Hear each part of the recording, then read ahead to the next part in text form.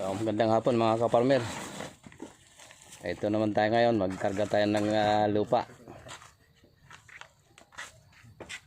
para doon sa kabilang plantasere sa Pampanga.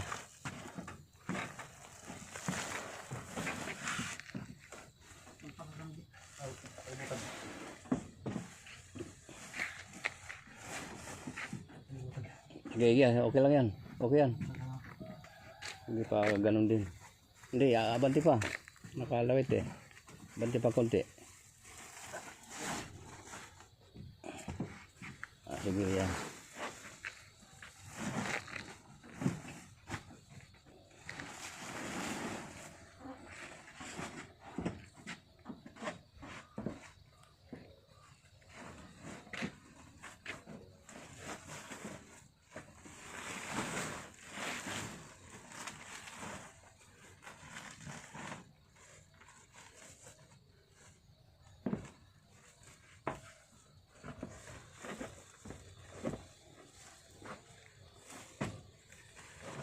Haluan pa po natin ng iba yan pagdating doon. So magre-rebag din kasi tayo doon. Ayan, tama, isa pa kasi pa dyan sa sulog kiloy, nakatapat dyan sa poste.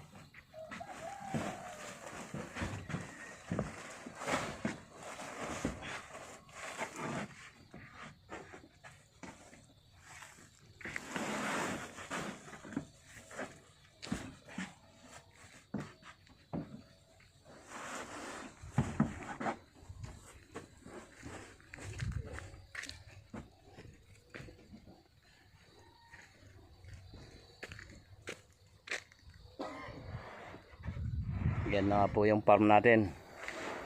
Dating dawagan, puro puno yan dyan. So ngayon ganyan na siya, dito naman sa part na to, sa portion na to, naggawa silang kalsada. Nasira yung tanim ko dito na nakalinya na mahugal eh.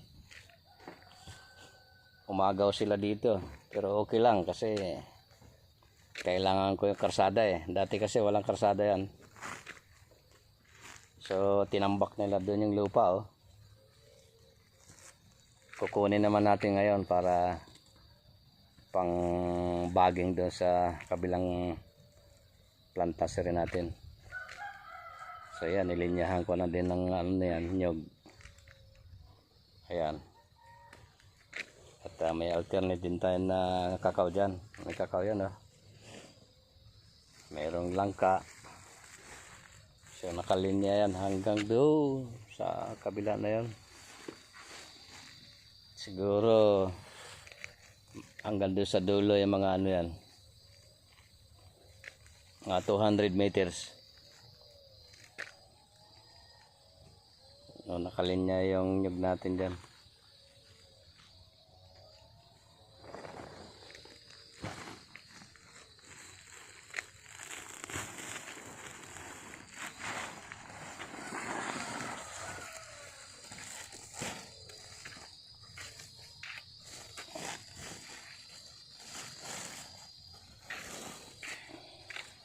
Idikit niya ulit doon yung patong niya. Doon sa nakapatong doon, nakadikit doon. Patungan naman yung patong muna dito yung patungan mo natin. Patungan niya muna.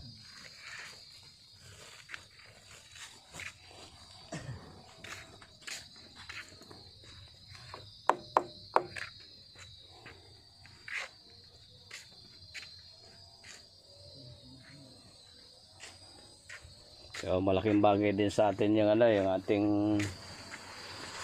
munting sasakyan. Ito po yung service ko sa farm. Double purpose, kargahan at service ko na rin.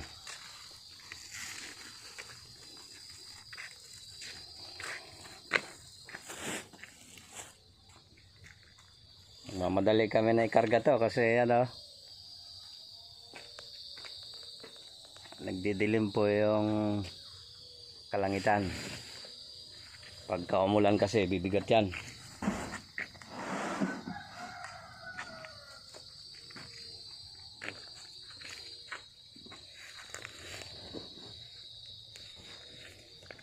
Tingnan natin dito.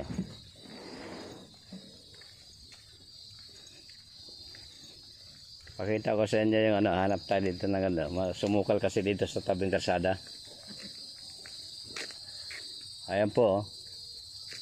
Yung ating pinaghirapan. Ayan. Ayan po. Hanggang doon sa may parang matatanaw na nyug doon. Zoom natin. Yun, doon. Sakop pa natin dito yon, yung nasa tuktok na yon na may mga nyug.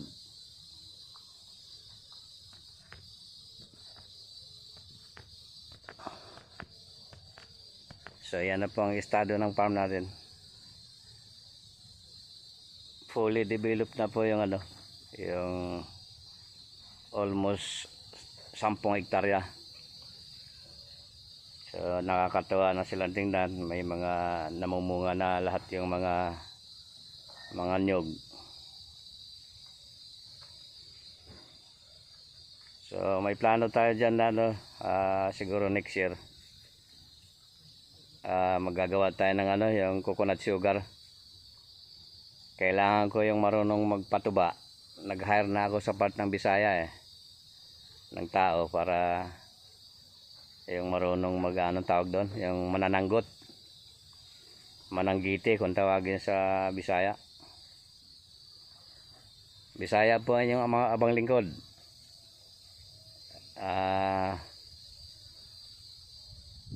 Kaya nga marunong tayo marunong din tayo mag Bisaya.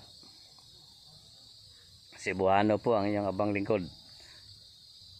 So ayan po yung ano, yung ating farm na develop. So itong lupang ito, ano po ito? Hindi po ito titulado. Nabili po namin ito is rights. Pero pagka ganyan na ang estado, baka iawad sa atin ng gobyerno yan. Sinikap ko talaga na maging productive yung area na to. At abanti pa tayo doon yan kasi malaki-laki ito.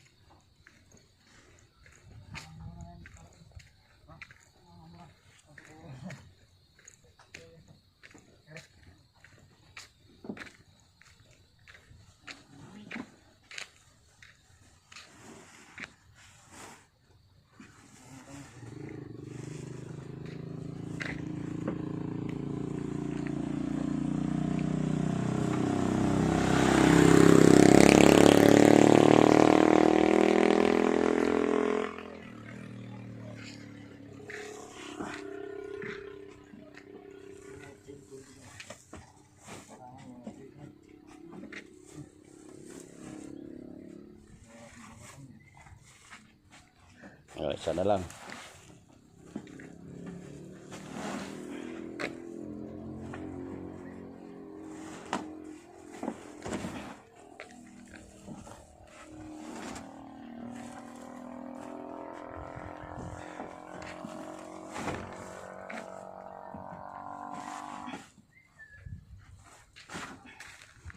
Iganon mo Kiloy, huwag nakasandal sa dingding, baka bubuka yung dingding natin. Ayan.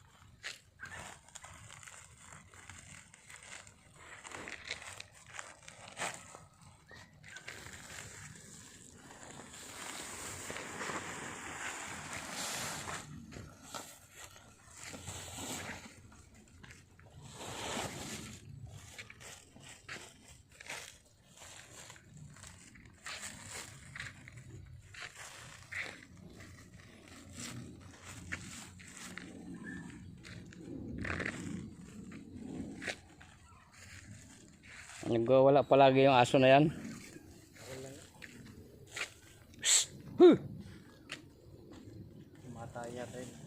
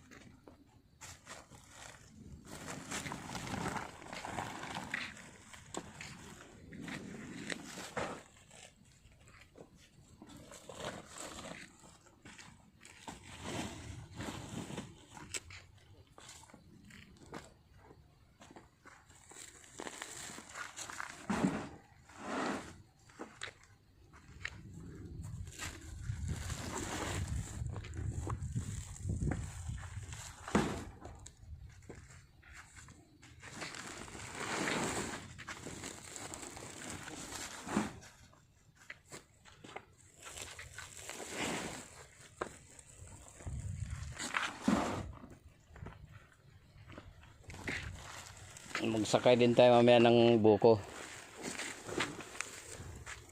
Manguha tayo mamaya ng buko para pang uwi doon sa bahay.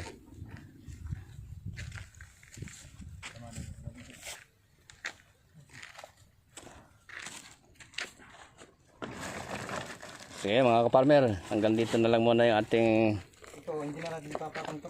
update ng ano. Ay hindi, papatong yan. Papatong po dito. Isa pa, laglagan pa isa para kompleto. Okay mga kaparmer, maraming salamat po sa inyo. At sa mga hindi pa nakapag-subscribe, mag-subscribe na